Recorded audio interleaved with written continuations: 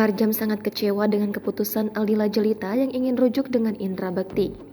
Padahal menurut sang ibu, kesalahan yang dilakukan Bekti sangat fatal dan tak bisa dimaafkan lagi. Lantaran Aldila tetap ingin rujuk dan menghiraukan nasihatnya, Marjam memutuskan menganggap anaknya itu sudah tiada. Ia pun menunjukkan bahwa dirinya sedang berduka dengan mengenakan busana serba hitam. Ibu Aldila Jelita mengaku sangat membenci laki-laki seperti Indra Bekti.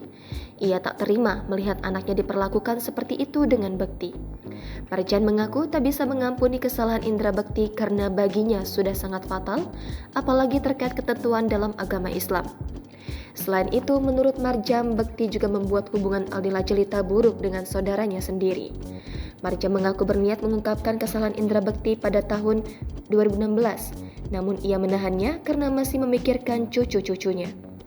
Namun, Marjam sempat memberikan petunjuk soal kesalahan fatal yang dilakukan Indra Bekti.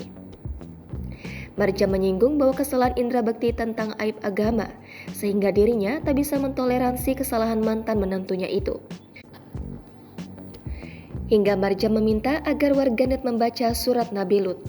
Dikatakan Marjam bahwa kesalahan yang dilakukan Indra Bekti sudah terjadi di tahun 2016. Menurut Marjam, saat Aldila Jelita tidak mengetahui aib tersebut, disitulah Indra Bekti mengulangi kesalahannya lagi.